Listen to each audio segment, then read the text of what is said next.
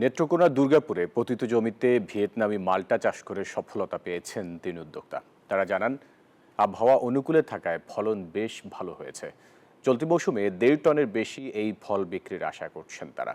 সোহান আহমেদ কাকুনের তথ্য ছবিতে desk report. দুর্গাপুরের বিজয় সীমান্ত এলাকায় পতিত জমিতে ভিয়েতনামি মাল্টার আবাদ করেছেন উদ্যোক্তা রনি মিত্র, সুজন মল্লিক ও নিকুঞ্জ মণ্ডল। আবহাওয়া অনুকূলে থাকায় বিদেশি এই ফলের আশানুরূপ উৎপাদন হয়েছে। উদ্যোক্তারা জানান, চারা রোপণের ৩ বছরের মাথায় গাছে ফল ধরেছে। প্রতিটি ফলের ওজন ২৫০ থেকে ৩০০ গ্রাম পর্যন্ত। চলতি মৌসুমে ১.৫ টনের বেশি মাল্টা বিক্রির আশা করছেন তারা। আশা অনুরূপ যে বয়স হয়েছে, বয়স অনুসারে ভালোই। এবছর মোটামুটি কয়েক লাখ টাকা বিক্রি করতে পারবো। বান্ডেল থাকলে প্রতি সেনমানিতে টাকা বাঁচবে। বিকাশ সেনমানি বান্ডেল কিনে জিতুন প্রতি লেনদেনে। আগামীতে আমরা এটা লক্ষ্যমাত্রা আরো আগায় যাবে। তাদের সফলতা দেখে মাল্টা চাষে আগ্রহী হয়ে উঠছেন অনেকে।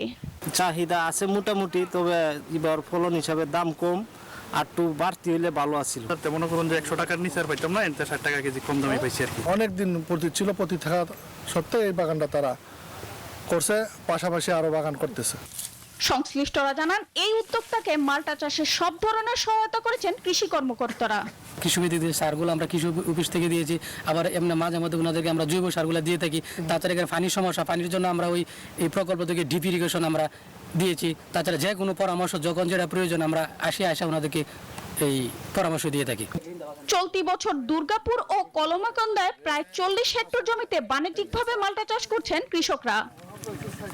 Desk report, news 24।